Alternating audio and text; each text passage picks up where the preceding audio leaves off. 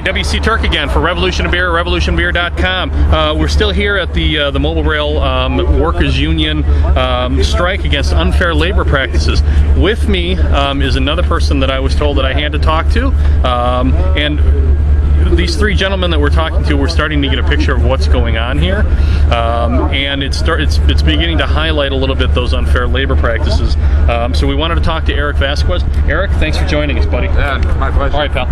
Let people know a little bit. First of all, how long you worked for the company here, for Mobile Rail, and then what happened to you? Well, I worked for Mobile Rail for about a month and a half. Okay. And I was actually the first one to get fired. Okay. And I just gotten off of work at 6 a.m. and I received a phone call from my boss. He was asking me to come in because he had some things he wanted to talk to me about. Yeah. So I went in just to see what he wanted to talk about, and I sat down, and coincidentally, the day that I got fired was actually the first day that I actually met my boss. Nice. So, yeah, you know, what a great way to meet him, but whatever. How do you do? You know what? My first impression, he came off like a jagoff. So, all right. You know. So what was the reason he gave you for laying you off? Well, he said, word for word, that they revised the UP contract, and the UP contract does not support for helpers to be on the railroad with the driver. They said it is not in the contract to be paid for us. But now it appears that that's not the truth. No, because they've hired helpers since then. Yes, sir. So what he told you, at least the way it looks here on the field, is not the truth.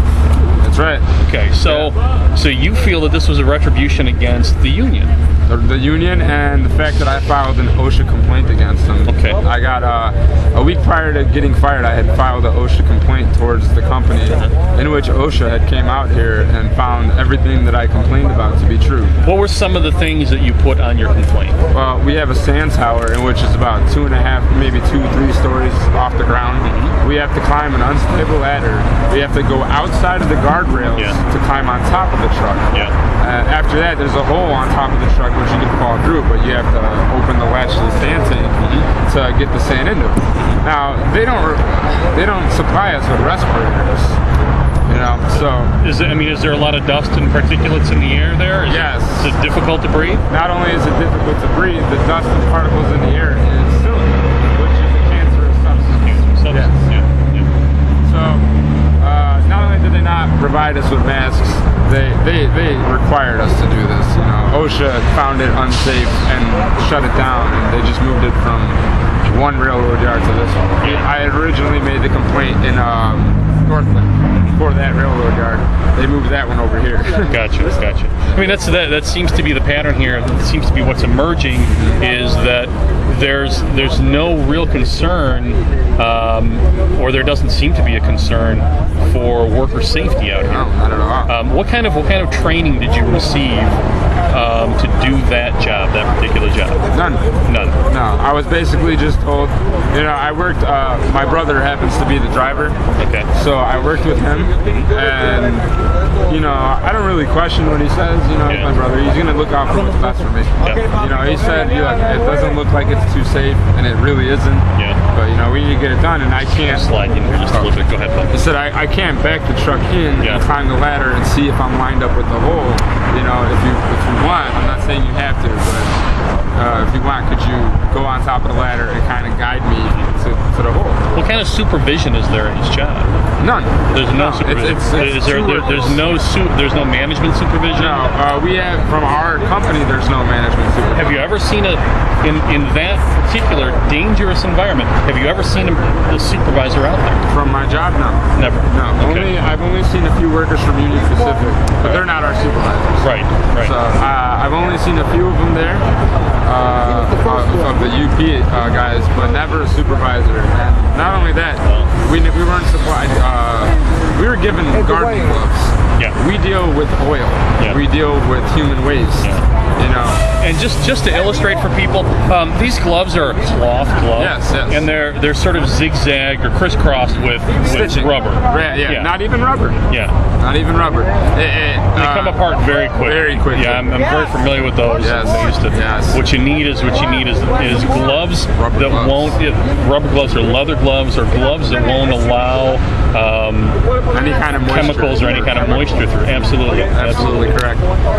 My first day working there, actually, I ruined my gloves. Yeah. And the oil, it seeped right through, went right into my hands. It was just full of oil.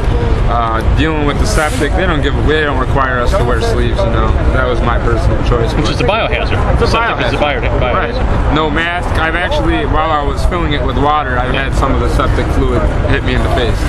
I've gotten it all over my arms, all over my but clothes. there are very clear and very stringent OSHA regulations Very. with regard to handling biohazard material. Doesn't seem to be that they're adhering to that. Am I correct in that? They're in violation of several OSHA, restrictions that we're supposed to follow. And that was the body of your complaint. Body of my complaint. Oil has the fumes that come out.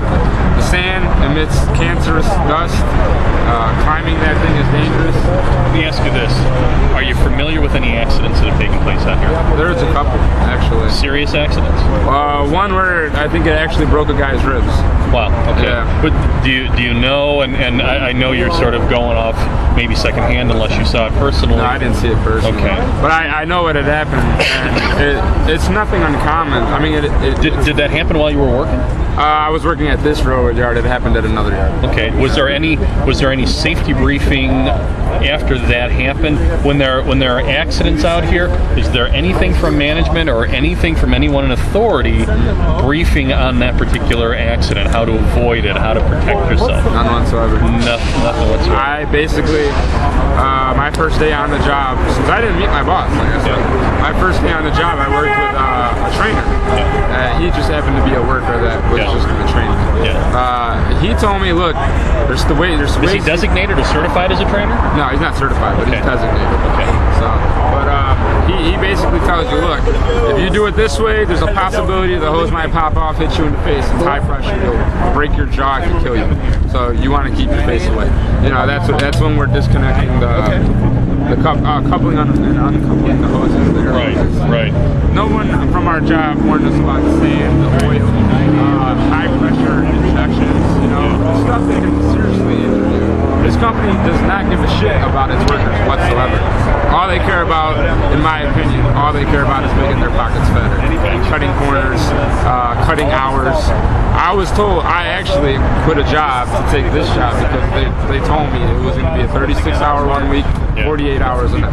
That's 8 hours overtime. Yeah. I started working, I maybe worked 1 week, 48 hours. After that, they cut me to 3 days a week. And after that, they said they don't want us, they try to cut us 3 days a day, 3 hours a day. Yeah. So, my brother wasn't compliant. So. Erik Velazquez. Yes. Thank you, brother. Thank you. So, solidarity here, man. Yes. So what's emerging here seems to be a systemic lack of oversight, lack of supervision by the company, lack of care as to whether or not these folks have the proper working equipment and are in a safe environment, or lacking a safe environment, have the proper supervision and the proper training to minimize the risk to them and their bodies. Got that right? Yes, that's exactly right. No compassion towards the workers or their family. Excellent. Again, thanks, Erik. Thank you. Appreciate it, buddy. Yes, sir. Good luck. Solidarity.